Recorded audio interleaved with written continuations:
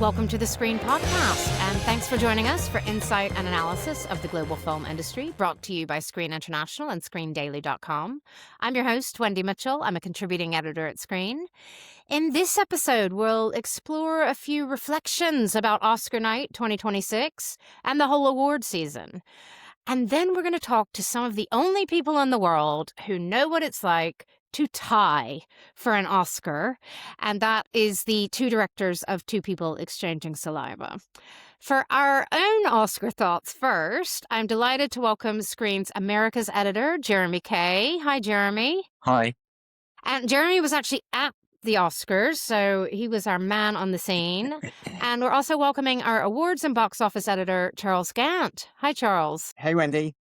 And Charles was at the Dorchester in London. I've seen photo evidence that he was invited to the Ampass London viewing party. I was not. I was on my cat hair covered sofa watching, but so we each bring a different perspective.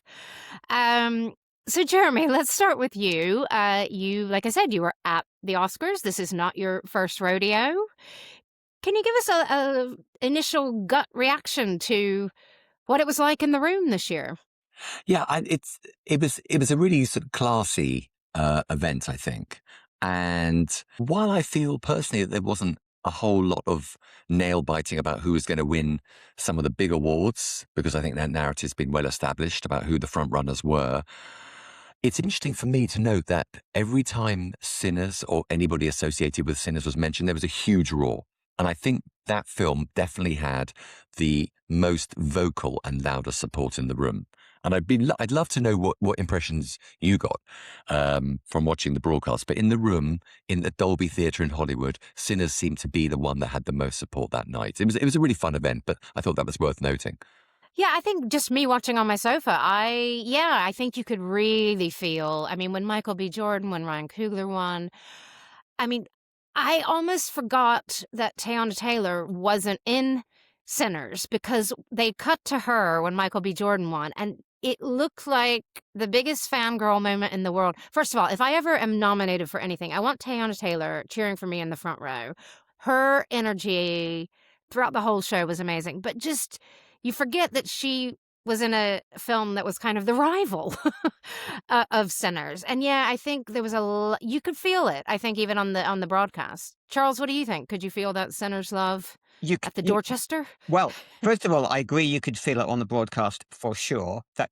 But also, true too at the Dorchester. At my table, there were a lot of Sinners voters. This is when we'd moved from the dinner into the room where they had the big screen set up, and it was like this little table of about 5 of us. But I was surrounded by Sinners cheerleaders. So yeah, it did feel like it was a very popular film. Which is like, okay, so yeah, the rooms did not represent the full voting cohort of 11,000 voters. Evidently, we have the counter facts to kind of demonstrate that one battle after another was the most popular choice. But yeah, they definitely commanded the energy. Just upon reflection, a few days later, any favorite personal moments of either a win or something, a speech, a moment? Jeremy, you were actually there. What did it feel like in the room? I was really happy for K-pop Demon Hunters. Not just because my daughter's seen it 10,000 times and I got happily roped into seeing it. I interviewed the filmmakers for us, of course, and because they were so emotional and it meant so much to the director, Maggie Kang, to have that Korean culture represented in the film. And I remember speaking to her about it, and that was very important to her. And then you had, the performers on stage, that beautiful performance they did of Golden. They won 2 Oscars. And afterwards, and we'll come on to this in a minute, but afterwards at the Governor's Ball, all the K-pop Demon Hunters people were huddled together, such a jubilant crowd. We were all going up and saying congratulations. They were there hugging, they were crying, and they just couldn't get over how much, what a momentous moment this was to them. So I think for me, that was definitely one of the highlights. For me, it was one standout moment was just from watching at home was when Autumn Durald Archipel won Best Cinematography. obviously the first woman to take that prize, the first person of color, just momentous. And I mean, that film also has a lot to shine with cinematography. And I just really almost teared up when she asked all the women in the room to stand up. And I think that was a historic moment, and that meant something to me watching at home. Charles, did you have a favorite moment or a favorite win? Talking of historic moments, I think the way that they did the casting award was brilliant because it's the first year they've had casting, um, and to have Paul Mescal, Gwyneth Paltrow, Delroy Lindo, Chase Infinity, and Wagner Moura walk out onto the stage, which, I was like, what, pretty soon realized, oh, what's the connection between these five people? And do those individual tributes to the five nominated casting directors, four of which are women, and to have the cameras trained on them, on their faces, while they were listening to these tributes. That was a brilliant piece of theatre, and really, it just felt really heartfelt. It felt really intentioned. To we have dragged our heels. We have taken way too long to add this as a category. We are finally recognizing the achievements of casting directors, which is a filmmaking discipline I have particular regard for and respect for. So it was, I just thought that whole segment, I mean, it wasn't short for sure. But I thought it was brilliant, and it was just great to see all five of those nominees get their place in the sun. And I thought Cassandra Koulakundis in her speech Yeah. also really took that moment to say this is for those who'd never had this chance to win, and she thanked the people who had been lobbying for this award. So that was a very powerful follow-up to that. Jeremy, I am but a simple peasant girl. I've never been to a ball. What is it like going to the governor's ball? Does everybody who's in the Oscars get to go to that? Is there nice food? Do you actually get to see the stars up close? What is it like in that room? Yeah, definitely yes on some of those. I'm not sure if everyone who's in the at the Oscar ceremony goes, but it's a really fun event. It's like a massive prom. And the Oscars are held at Dolby Theatre in Hollywood, and then you basically exit that room and go up two flights of escalators, and then there you are in the Ray Dolby room, and it's just kind of dimly lit. There's gorgeous like food banks everywhere. And I can tell you about some of those things. And what's really cool is that probably for the first hour, you're guaranteed to see all the Oscar winners because they have an engraving station on a dais at the back of the room where the winners take their Oscars and they get them engraved. Do they queue up like good They British people would? they're quite orderly. I wasn't looking all the time, but they're there. But we were standing there having a drink, and the one battle team were very close to us. Leo DiCaprio and Benicio del Toro were literally 3 or 4 yards away. We shouted hello. They look, they give a thumbs up, or they smile. Leo seemed to be really enjoying himself. And that's great fun. And people are milling. You've got all kinds of executives are there, guests are there, and there's great food. Do you want to hear about the food? Yes, please. You know I do. Sliders to the nth degree, great pastrami sandwiches, pizzas, the famous chicken pot pie. It's all catered by Wolfgang Puck. And he's there posing for photographs with Oscar winners. I've seen that a few times before. Really good sushi.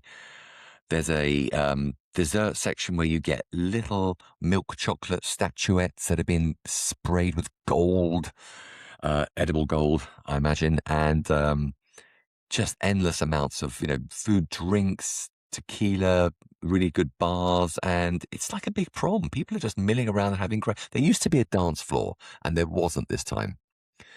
But I guess all that happens at the swanky Vanity Fair parties and those kinds of events. But it's a really good humoured event. You're mixing with the stars. There's no sort of velvet curtain. People aren't. There is technically one area where the nominees sit, but they're also sort of in the lower area mixing with all of us. And it's just really chill and great fun. Fantastic. You had me at sliders and then, add in Leo and No Velvet Rope and I'm there. Charles, what is it like at the Dorchester? Because I've been to some of those AMPAS official viewings in maybe a decade ago, but who's in the room and what did you eat? Well, I think this viewing party has changed over the years, and one of the reasons is that the number of AMPAS voters in London has increased. So they used to have a situation where they could invite lots of other people, including trade press, and that they kind of stopped being able to do that. And the reason is that the number of AMPAS voters has increased. So it very much felt like, unlike previous years where I've been, it very much felt like, oh, wow, this is like a really cozy AMPAS only event. I was there as someone's plus one, just to be clear, not a voter. A friend of mine who is a documentarian, won a couple of Oscars, happened to be in London on the way to an artist's residency in Italy. And he was like, I was like, oh, but they're doing a party on Sunday night. You could probably get in if you wanted to. Never expecting he would then like bring me as his guest. And that is honestly the case. So yeah, it was really nice. It felt very intimate, very cozy. Everyone sat down. It was like being at a wedding in that you sit down at these tables with people that largely don't know. But then we kind of found our little tribe of people, which included Duncan Kenworthy, the producer. Celebrated British producer of Richard Curtis films. We found Lizzie Frankie from the National Film and Television School, and Lisa Marie Russo, who's an executive on documentaries. And yeah, it was just like a nice, and my friend Rob Epstein, the documentarian Oscar winner. So yeah, it was a really nice little cozy event. The food was very good. I have to say, Wendy, I was ordering more cups of tea than cocktails because I did want to stay awake and be alert. You Yeah, don't, we do have to remind people that, yeah, for us in London, I think it wasn't as late as some years. I think it started at Yeah. 11 p.m. local time, the ceremony. Is yeah. that right? Or, So yeah. Jeremy, daylight saving has begun, yeah, in the United Yeah. States, and Yes. our summertime has not yet begun. So that got That's us right. like an hour earlier, and oh my God, that was so appreciated. Yeah, Yeah. because I mean, there have been years where you have to stay up till 4 or 5 in the morning. We weren't quite at that level this year. Charles, are people drinking like espresso martinis used to be popular for people to stay awake? It's all about the Nespresso martini. Yeah, they kept on bringing those around. I was thinking these look pretty dangerous. I could end up not sleeping at all. So yeah, I did my I own. think tea's a good. Yeah, tea is. I support your tea decision. I'm a very English person, Wendy. Yes, So yes. it was all about the tea. But yeah, it was a really really nice event. And actually, my friend from America who'd been to the New York version of that did say, Mm. and I hope he doesn't mind me quoting him, saying he did think this London party was much much more enjoyable. Jeremy, were there any particular people that you were excited to see? Either industry folk, did you bump into Tom Quinn from Neon, or who did you see? Or just, you said you had a little nod and a cheer for Leo and Benicio, but who were you Yeah. hanging out with? Did you see No, some folk? we saw, we were mostly with some pals, really. But, a few publicists, as I say, sitting near the K-pop crowd, um, a few words here and there to a few agents. I did see near the One Battle cluster, David Zaslav, Oh, who's the head of Warner Brothers Discovery, of course, who's just selling the company to Paramount and is now going to make off with at least $500 million. So he had a huge smile on his face, obviously.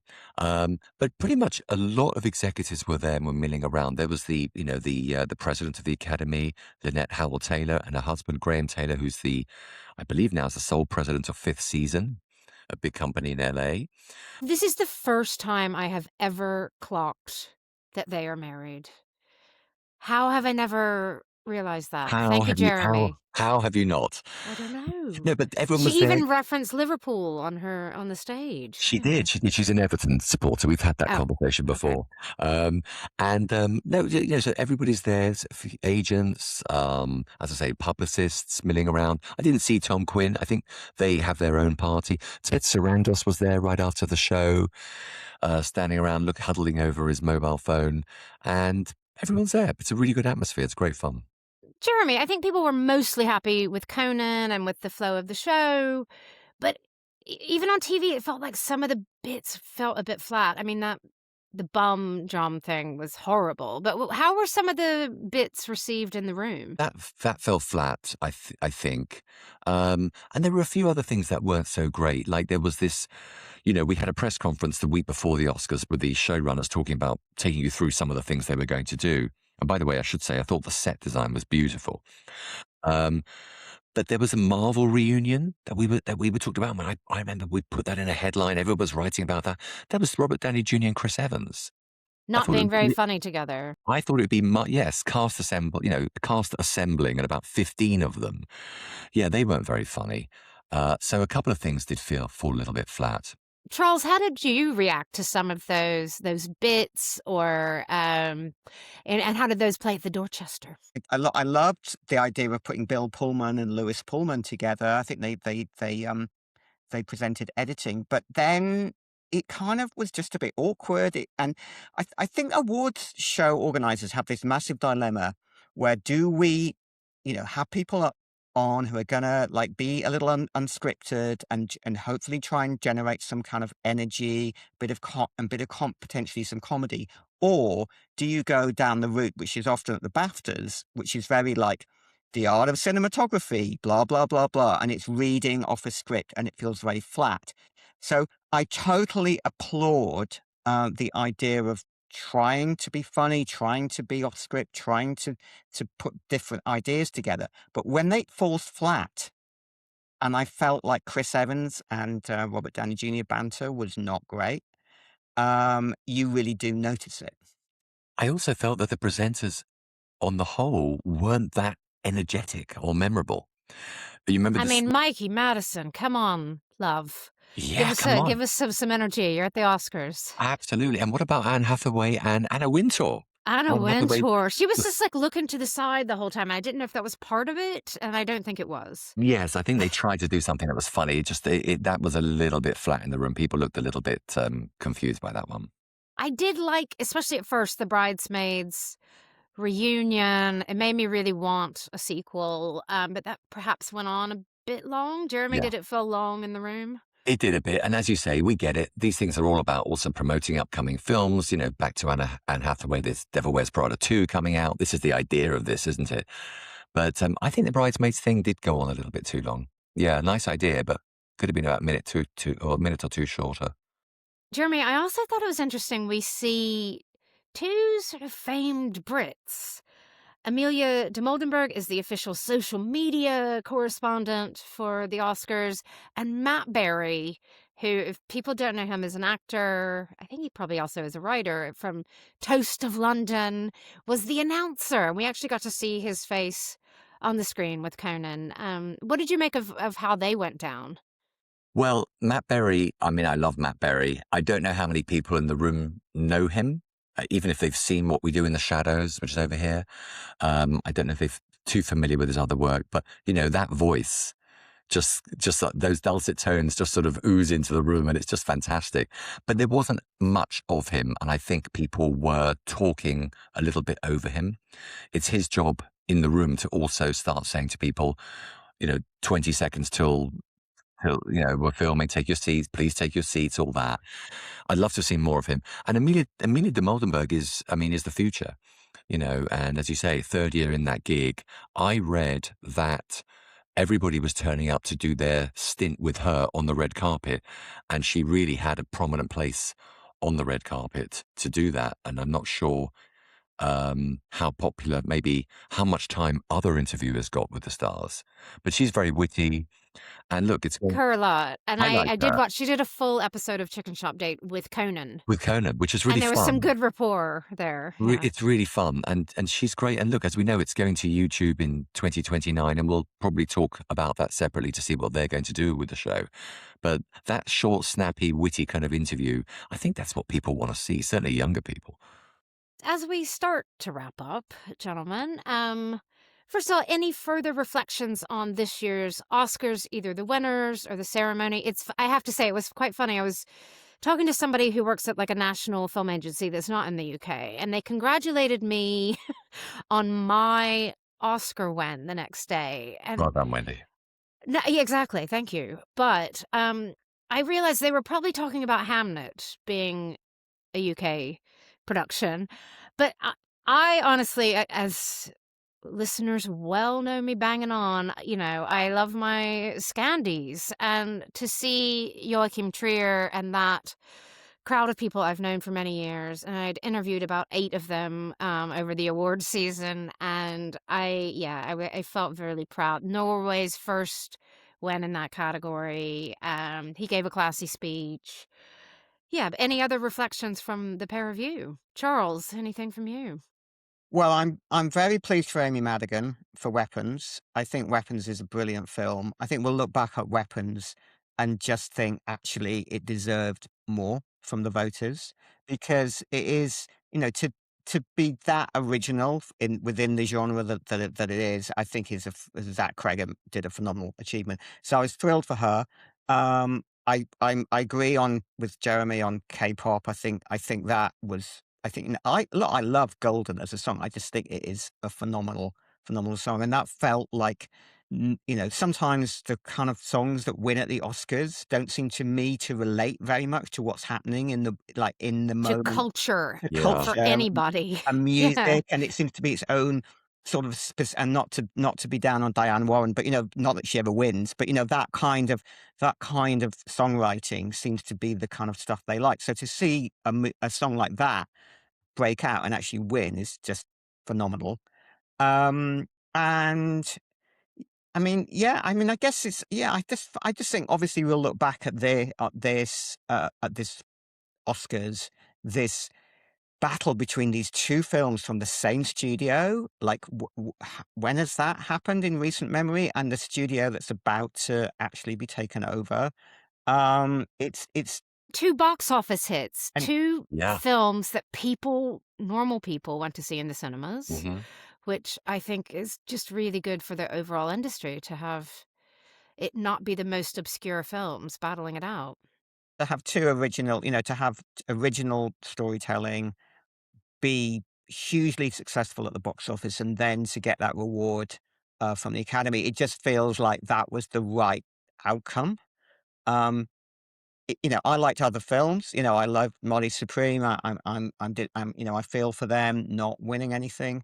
Um, and that is another, that's a brilliant original film as well. But yeah, this does seem to have been a year of wildly original, commercially successful stories being rewarded at the box office and at the ultimate stage of awards. Yeah. I agree. It was a fantastic year for storytelling, and I'm with you, Charles, on Amy Madigan. So happy for her. I would have loved for The Secret Agent to have won something. I think it's just a extraordinary film, but hats off to sentimental value. It's a film that people loved, and I think also I'm really pleased that Paul Thomas Anderson finally gets his due. The man, he's a genius. It's long overdue. But I was really pleased also that Mr. Nobody Against Putin won Best Documentary. I'm a little bit sad for The Perfect Neighbor, though. Is that a Netflix I mean, bias? What's going on? That film really pushed documentary filmmaking forward. it, Although I do, Mr. Nobody Against Putin, I don't want to throw shade on the winner, well, but no. I just thought it was Perfect Neighbor's year. Well, I think everybody did. I think that was one of the surprises of the night. There weren't many, but I was chatting to Richard Lorber of Kino Lorber, the US distributor, at the Governor's Ball afterwards, and he was thrilled. And kind of part of him wasn't that surprised. I think he knew he had a really good film, very topical, but good for him. But yeah, I'm really pleased for Paul Thomas Anderson. I'm pleased for all the winners, and I'm pleased for K-pop. I think it was a really emotional night for many people. Yeah, it was. It was a classy night. Not tons of surprises, but it really did share the love to a breadth of cinema. And I really like it when one film doesn't win like 12 Oscars. I think it really did share some love and remind us why we love cinema. Thank you, Charles and Jeremy, for joining us to recap the Oscars. And we promise not to quite talk about award season 2027 for maybe at least a week or two. Oh, give it a week. Yeah. And now we're going to catch up with those two Oscar winners I promised you at the start. We are going to welcome Natalie Musteata and Alexandre Singh, who are the co-directors of Two People Exchanging Saliva, which, as you will remember, tied for the Oscar for Best Live Action Short this year. It tied with The Singers, a very rare occurrence. So I'm speaking to Natalie and Alexandre the day after the Oscars, while they are still in Los Angeles. Usually they live in New York City. They are a very global couple. She is Romanian-American. He was born in France, raised and educated in the UK before moving to the US. This film is about a sort of alternate version of Paris in which kissing is illegal. It's about much more than that. They shot the film at the famed Galerie Lafayette store, which is a journey in itself. So, welcome, Natalie and Alexandre. I just knew it would be really fun to talk to you about your quite unusual experience on Oscar night and to hear a little bit about you as filmmakers. So thanks for joining us through the tiredness. Thank you. Thanks for it. Yeah, we're big fans of yours, and it's such a pleasure It's so chatting fun to with you. catch you again now for the third time. I know. Yes. Well, Yeah. now I'm talking to Oscar winners. I mean, let's talk first about this tie. So when Kumail said this on stage, there's been a tie. I think the first reaction for everybody in the room is like, this is a joke, or because he's a comedian as well. Yes. Did they you? sent out the wrong person to say that. Yeah. Right? Did Yeah. you? Did you have a first feeling like, oh, that's a joke, or did you? What was your Well, instant reaction? Alex thought it was a joke. But he did say he was being serious and that everyone should calm down. Mhm. So there was his tone suggested that this was real. Mhm. And Alex and I actually, just a few weeks before the Oscars, Mhm. we looked up whether there had been any ties in the history of the Oscars. Mhm. And so we knew that it had happened and that it was possible. Mhm. And we had actually talked about it at a screening with the New Yorker. 2 weeks ago. If this happened, how, what would it mean? And we had said that it would be really magical because, all of these films are really different. And to judge one against the other feels almost like unfair. And we really love The Singers. So it was, such a joy. At the same time, we also knew how mathematically improbable it I would was be going that to there was say, a tie it's like a and how hanging rare. Chad sort of situation Yes, here. exactly. Very Yeah. much the analogy. And unlike in other elections, the Academy is deliberately very obscure about how many people vote.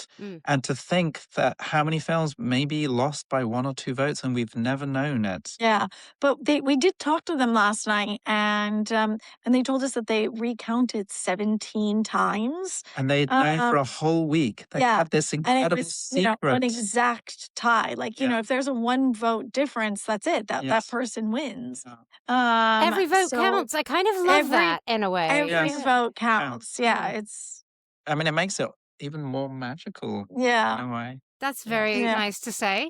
Yeah. What was it actually like? Because, sometimes when there's a tie, they might announce, okay, it's boom, boom. It's both of these. Yeah.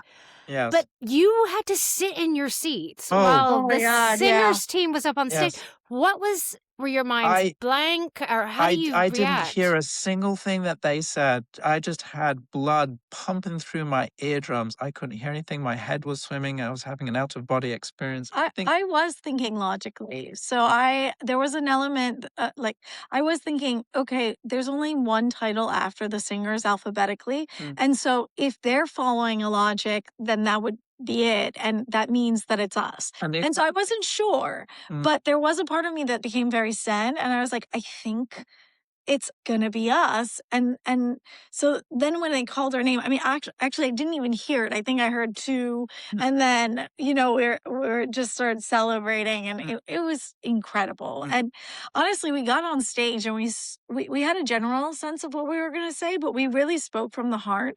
And so that also was like, we were floating on cloud nine, and we actually had to rewatch it this morning. Some friends sent us. It was the first time we knew what happened. Yeah, we were like, what Yeah. did we say? Who did we thank? Did we thank everyone? What happened when the microphone lowered? Yes. Yeah, what did Well, people at home see? Yeah, what did Yeah. people? We don't. What did people in the room? Because what people in the room saw, I think, was slightly different to what people experienced. Yeah. A little bit. I mean, Yeah. I don't know if people saw us like descend with the microphone. Yeah. But I mean, I think I've either read about it today or knew the descent of the microphone. And Mhm. Yeah. Alexandre, I wanted to ask you about this because you are winning an Oscar.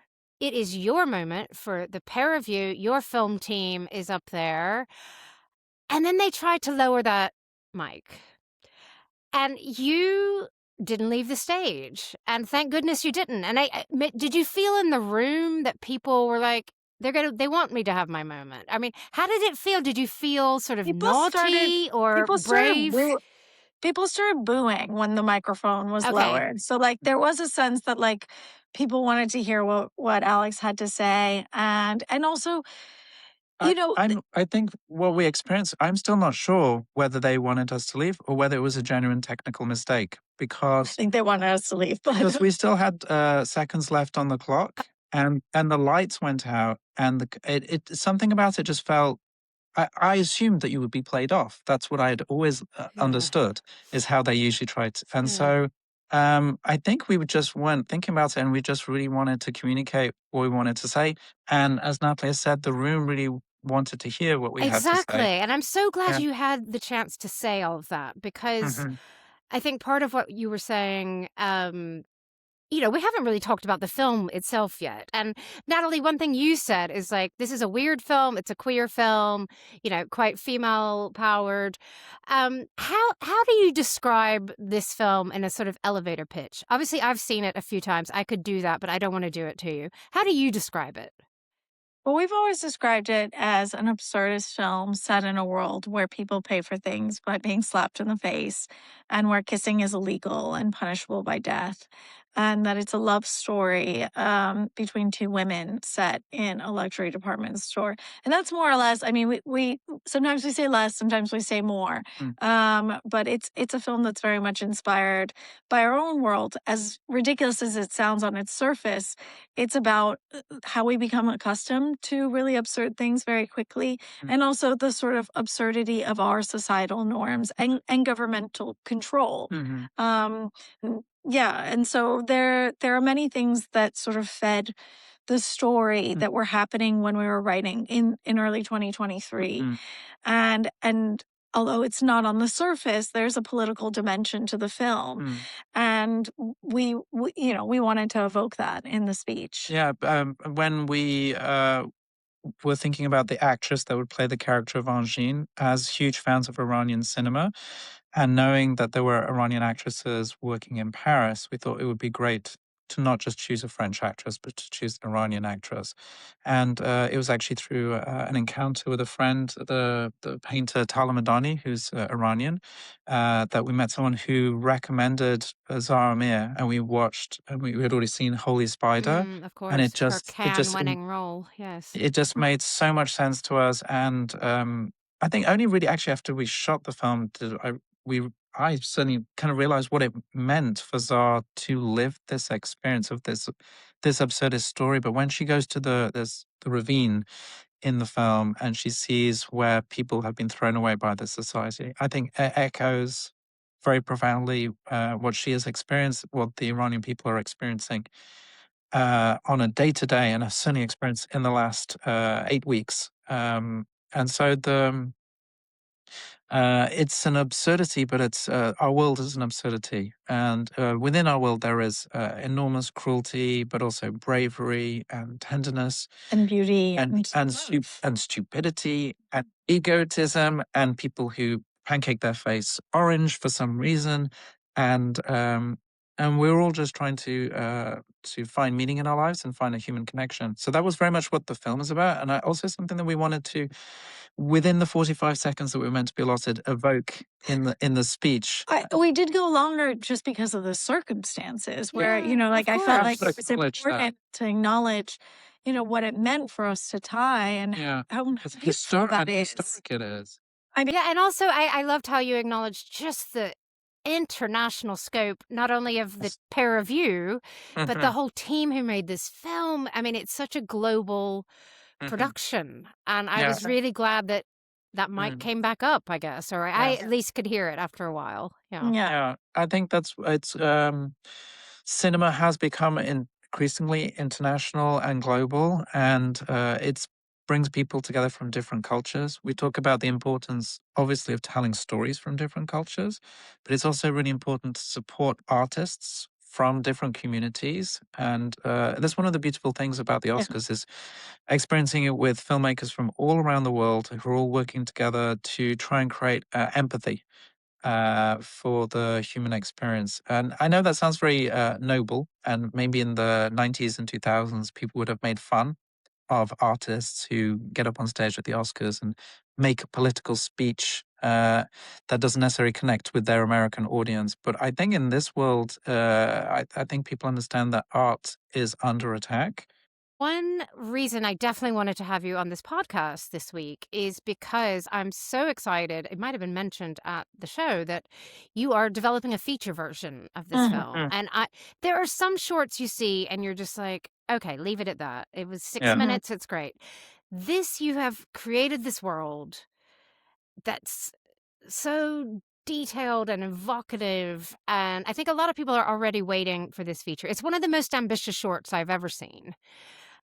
And with yours, it doesn't feel like you're going to have to do tons of work to expand this universe of the film. But how are you approaching the feature? What stage? I mean, I know you've been campaigning for months, so you haven't had much time to sit down and write. But how are you approaching the feature?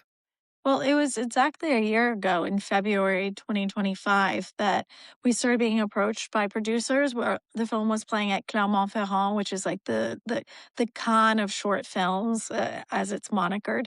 Mm. And we weren't sure because we had told a story with a beginning, middle, and end. Mm. So we actually did a writers lab in France where we just gave ourselves the freedom to explore and to play Mm. and to see whether we had more to say with this film. Mm. And very quickly we fell back in love with the characters and the world, Mm.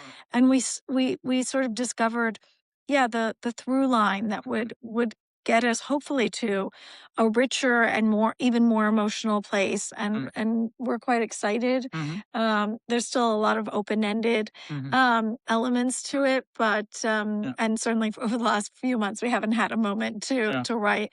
But we're looking forward to going back home and putting pen to paper. For the feature, are you looking for partners on that actively? Are you sort of just taking your time, or who would you like to meet or There, need to meet? well, we're working with our French production company Mm. again, and then there are some very amazing potential partners. Mhm. It's just a question of, I think that we need to go back to the basics and just write it, Mhm. and then see like what is the best, because you're creating a family, and so that family needs to speak the same language and have the same vision of the film. Mhm. And I think the reason that the short really worked was that it was very collaborative, Mm. but at the same time, like, no one dulls the edges of the ideas, Yeah. from the title to, Mhm. the concept itself. And I think that's really important because, we weren't thinking about like, what quadrant this was going to work with. Yeah. And it's been really surprising to see like who the film resonates with most. Yeah. A lot of very, very young women. Yes. Like, Yeah. like we're I mean, of all ages, Yeah. but particularly like, Mhm. the youth Yeah. Great. love our film. Wonderful. This middle-aged woman loved it too. Oh, thank you. And we see you there with your little gold man, your new Mhm. friend. Yeah. I've heard that if you rock up to like any party on Oscar Mhm. night with Mhm. as an Oscar winner, Yes. you can get in. Is that true? Mhm. What was the fun like after the show? It is true. We What rocked point? up. Yeah, well, okay, we rocked up to Vanity Fair, and Yes. they were really excited to see us. And But that's very um, that's almost part of the mythos of Vanity Fair and Yes. they that it's confirmed that it was true. You yeah. know, when we walked. And We arrived in the car with the golden man. they They were check the like, "This is what it's all category about." and they read it and then they look on the internet to see whether you did actually win because apparently people do go to the parties with old Oscars. Oh, wow. Oh, or maybe a Yes. Did not fake happen to one or us. something. Okay, a Yeah. plastic one. We were in Okay. 2 separate cars. All right. Okay. And yeah, that didn't happen to us. But then we tried to go to the Madonna party, and we didn't get into that one with the Golden Man. It didn't work It that wasn't time. good enough. Well, I mean, it was also quite chaotic. Okay. But then we went to the Jay-Z Gold party, and we did get in. And they were very Hello. excited. They were, yeah. Yeah. Amen. And we walked in, and each of us had our moment with Jay-Z. Yeah. And, you know, Daisy led us to the dance floor, and then everybody put their Oscars on in a line on the bit in front of the DJ. yeah, And so Okay. there were like 5 gold men standing there, yeah. and then Jay-Z danced with us. Yeah, It was really it was amazing, amazing. and it Yeah. was like quite the exclusive dance club of Yeah. like, you know, Tiana Taylor was Yeah. there, Yeah. Taylor Thrown it down. Swift, Yes. Emma Wow. Stone, Paul Mescal, Jessie Buckley. Yeah. Yeah, it was surreal. Yes. And everybody having a really lovely time. Yeah, everyone just really free spirited and joyous. Yeah. What do you think you've learned on this whole Oscar journey? Because one thing I noticed about you in London is this camaraderie. Mm. Not just your own team, but with, you know, you did a joint screening in London with Jane Austen's period drama. And, you know, yesterday you were very happy to share this award with the singers. And, Yeah. you know, were you expecting that sort of level of kinship with the other nominees? Or what were some surprises along the way? Yeah, I mean, for us, because we didn't go to film school and we're kind of outsiders to You the come from film the art industry. world, both We of come you. from the art Yeah. world, which is, you know, you would think is very close because they're both artistic mediums. But they are different businesses, which means that there's very little overlap. And so we didn't know that like anyone. We had one friend that worked in the film industry in the UK, but otherwise we were really coming at it as neophytes. And so in this process, we've just been building a community, and a lot of that community has been people that are on the same level as us, you know, at film festivals, and those people became like a family because it's a field where you need, you know, that you need people propping you up. And so with each step we grew that family more and more, and we wouldn't be here without those people. And so I think that's been one of the most magical things. It's like in the course of a year our entire lives have changed, and that's in great part because of the people that we've met. We have enormous respect and admiration for all filmmakers who are trying to make the world a little bit a better place, or just a more interesting place, a more creative place, a more moving place, a more silly place, whatever it be. And Loving place. and we know how hard it is to make a film, and how much luck and craft and perseverance is required. So if we're not going to support each other, who is? And as they say, a floating tide lifts all boats. And that's very much true of filmmaking. And the wonderful part of this experience has been to create that kinship with fellow feature nominees. It's quite surreal, but we feel, at least we hope that they are our peers now. Well, we'll see. You're in the club now. You've been dancing with Jay-Z, you know. I think you're officially in the club. You know, congratulations on just an amazing film, first of all. Thank And you. then the perseverance, yeah, like you said, to get it made, the perseverance of the campaign, because that can be tiring as well. Yes. And I wish you all both some good sleep in the coming Yes. days. Do you Yeah. think you'll be able to sleep soon? Maybe on the plane. Yeah, soon, Good. in a week, maybe. Yes. You Okay. know, I think the adrenaline is still high. We'll Yeah. see when our bodies sort of like Yeah. take it all in. Yeah. Yeah. Well, But thanks for thank coming you. on the Screen Podcast. We've loved talking to you, and just huge congrats to Thank you. our 2 new Oscar-winning friends. Yes. Thank Thank you. you so much, Thank you so much. Wendy. Thank you, Wendy. Thank you. And thanks to everybody who's tuned in to the Screen Podcast this week. We really appreciate you listening. Please do rate us and subscribe wherever you get your pods. Thanks to the whole Screen team who makes this podcast possible, especially our editor and producer, Ellie Calnan, our web editor, Orlando Parfit. And please do stay tuned. We're back every Thursday. Thanks.